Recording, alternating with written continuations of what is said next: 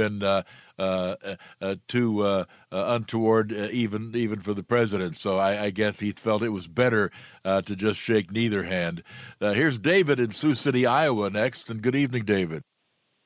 Good evening, Jim. I've been actually a short-term listener, but I'm glad I got through to you. I like your program. Thank you. Yeah. But I don't know if anybody else noticed this. They're always calling Trump a racist.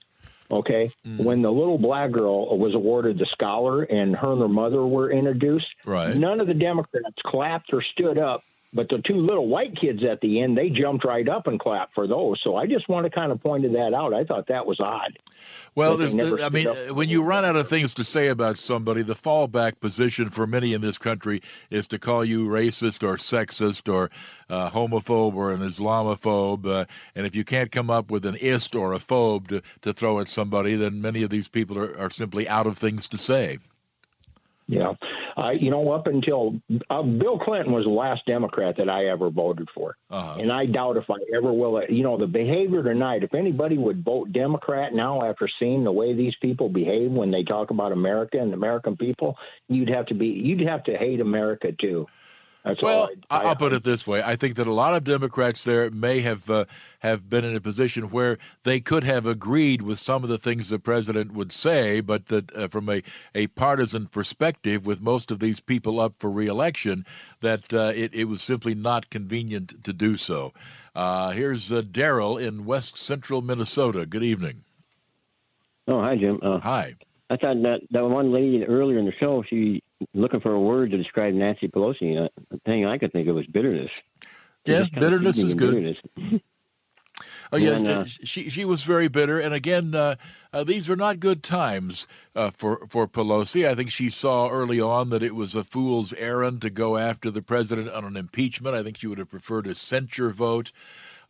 She's been pushed by the left wing of her party to do things that she didn't think were the wisest courses of action. The impeachment move is blowing up in their face after the Mueller probe blew up in their face, and now the party is in disarray after their first presidential contest of the year. It's not a good time to be Nancy Pelosi. We'll be back in a moment.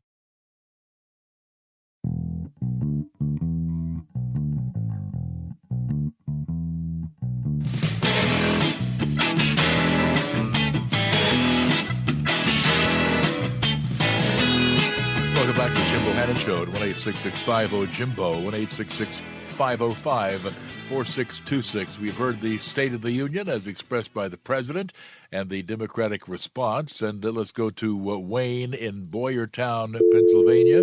Well, I guess there's no Wayne in Boyertown, Pennsylvania. Moving right along, as we say, to Carl in Charleston, South Carolina. Good evening, Carl. Yes, Jimbo. I know tomorrow the Senate will meet and they will take a vote that will result in the acquittal of the president. Mm-hmm. Is an acquittal the same thing as not guilty? Well, in a legal sense, it is, in that the Senate has the power to convict and remove the president from office, and they will not come close to the two-thirds vote necessary to do that. Now, of course, the real key word here would be exoneration. Democrats will argue that the president has hardly been exonerated, but merely gotten off on a technicality, I suppose, would be their take on it. But any way you slice it, Donald Trump will join Bill Clinton and Andrew Johnson as three presidents impeached but not convicted.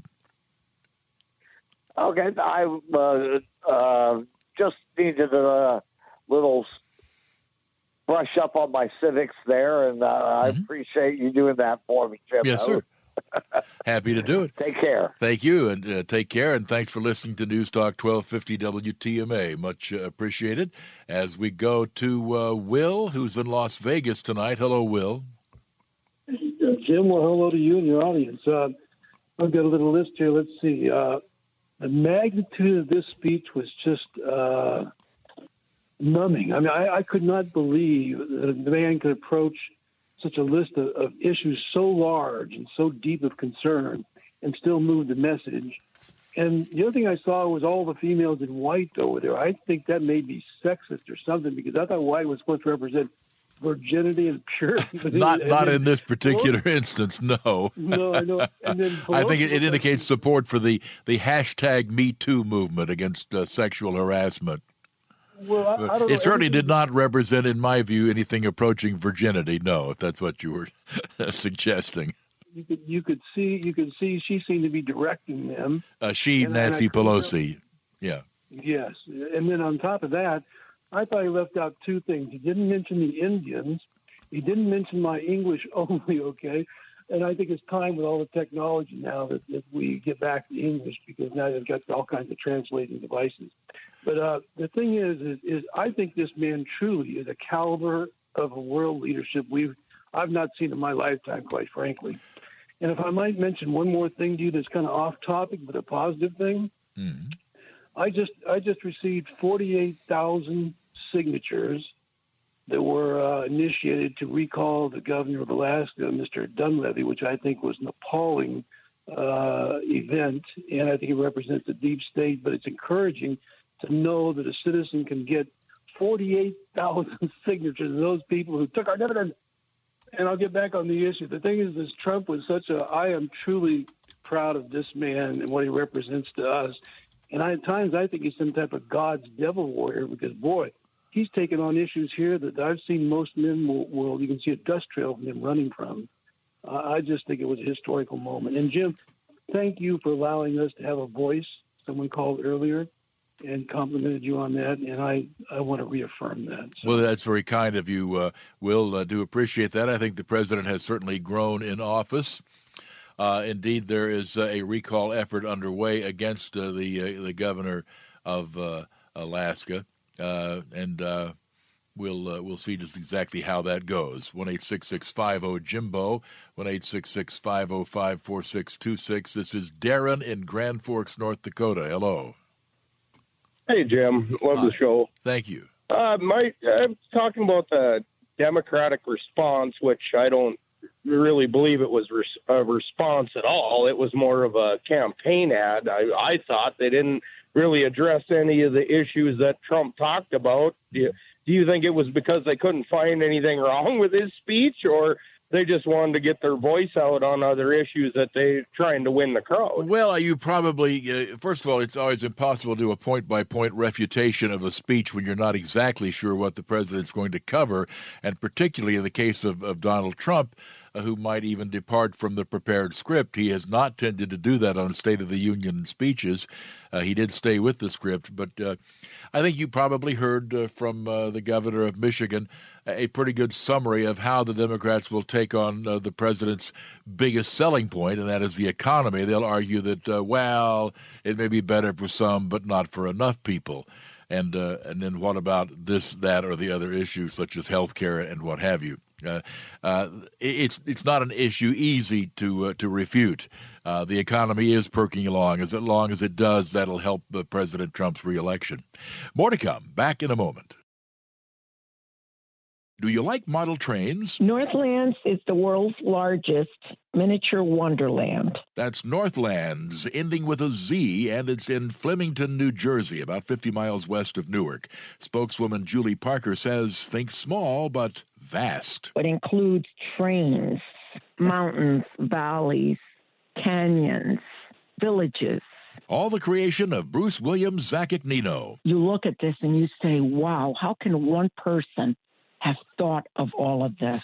Bruce sold the property a little over 2 years ago. It started getting run down because Bruce is in his 70s, and he was managing the place basically by himself. The new owner is businessman Tariq Sohail, who was going to tear it down. However, they looked at the place and they said, how can we wreck this place?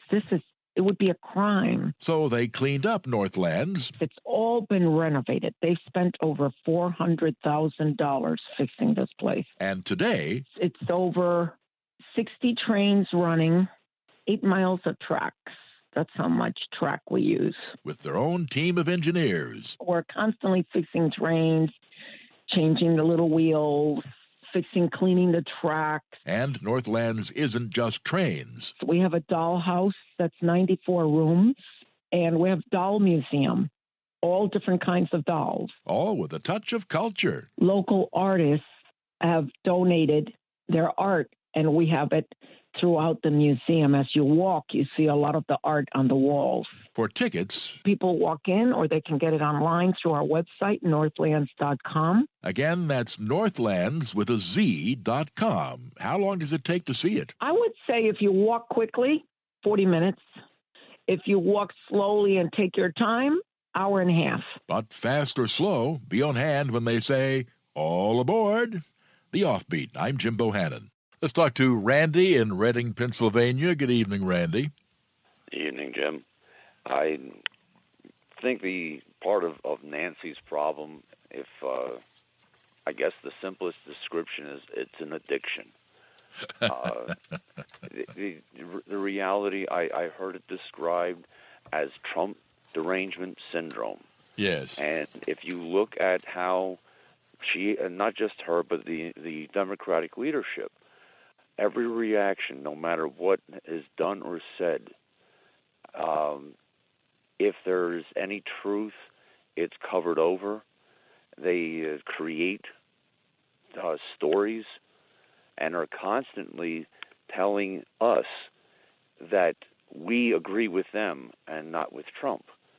And when I listen to the various comments from people and from the politicians, I'm left with the Democrats view us as demographics.